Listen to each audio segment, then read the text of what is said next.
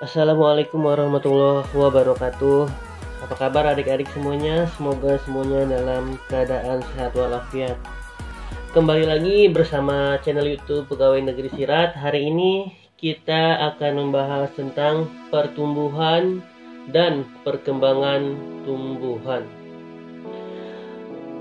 Baiklah adik-adik semua, sebelum kita mulai belajar pada hari ini, kita berdoa semoga pembelajaran pada hari ini dapat kalian ikuti dengan mudah dan mudah untuk dimengerti.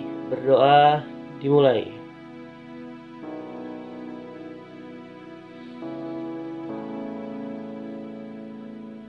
Berdoa selesai. Baiklah, kita akan masuk ke materi pertumbuhan dan perkembangan tumbuhan. Coba sebutkan beberapa tanaman yang ada di sekitar kalian. Ya, tentunya kalian mengetahui tanaman yang ada di sekitar kalian. Kita akan membahas yaitu tanaman yang perkembangbiakan vegetatif alami. Perkembangbiakan tidak kawin tanpa buatan manusia. Yang pertama itu ada spora. Tahukah kalian apakah spora itu? Pada tumbuhan paku terdapat bintik-bintik hitam di daun bagian bawah. Bintik-bintik hitam itu disebut kotak spora.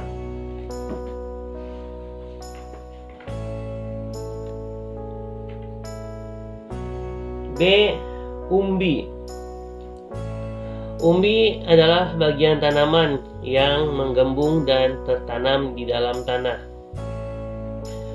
Umbi lapis adalah umbi yang memiliki berlapis-lapis, menggelembung, berair, dan memiliki sisik-sisik daun. Contohnya seperti bawang merah, bawang putih, dan bawang bombay.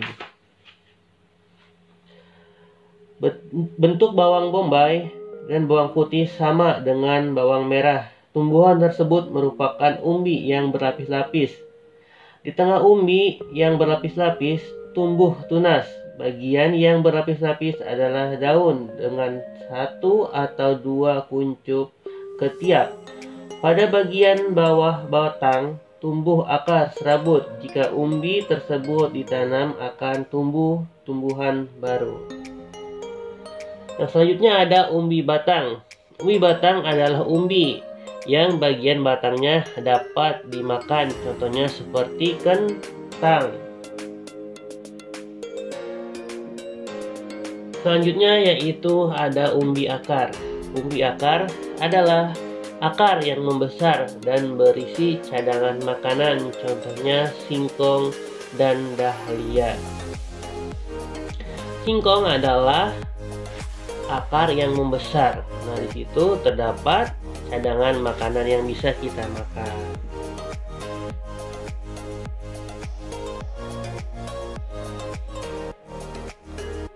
Selanjutnya yaitu tunas.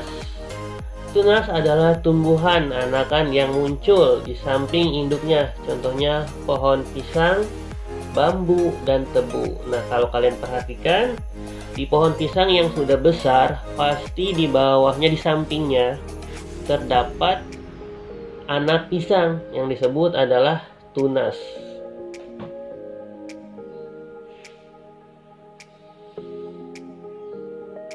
Selanjutnya yaitu geragi. Geragi atau stolon adalah batang yang menjalar di permukaan tanah. Contohnya rumput teki, rumput gajah, stroberi, dan arbei. Seperti ada yang pada layar kalian, itu adalah pohon stroberi yang batang yang menjalar di permukaan tanah. Rizoma. Rizoma adalah akar tinggal atau akar tongkat. Sebenarnya rizoma adalah batang yang menjalar di bawah tanah. Contohnya yaitu kunyit, lengkuas, jahe, temulawak, dan kencur. Jika diperhatikan, sekerat lengkuas atau jahe mempunyai ruas-ruas batang yang disebut rizoma. Jika ditanam, ruas-ruas itu tumbuh menjadi tanaman baru. Dapat kalian lihat pada gambar yang ada di layar kalian.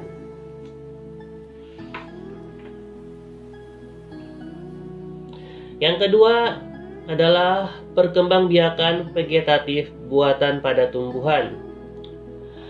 Perkembangan vegetatif buatan terjadi dengan bantuan manusia. Contohnya perkembangbiakan ini adalah melalui stek, cangkok, mengenten, merunduk, dan sistem kultur jaringan. Baik, kita bahas satu persatu.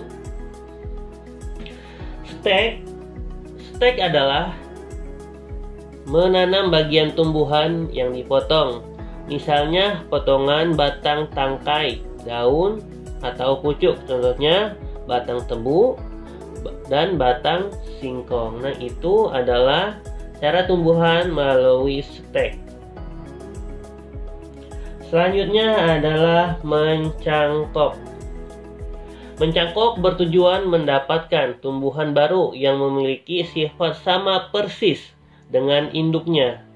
Selain itu, mencangkok dilakukan agar tumbuhan cepat berbuah. Contoh tumbuhan yang dapat dicangkok pada tumbuhan berbiji belah atau yang disebut dikotil, yaitu jambu, jeruk, dan mangga. Di situ terdapat contoh gambar mencangkok. Cara yang pertama, kedua, ketiga, keempat, dan yang kelima. Bisa kalian praktekkan di rumah cara mencangkok tersebut.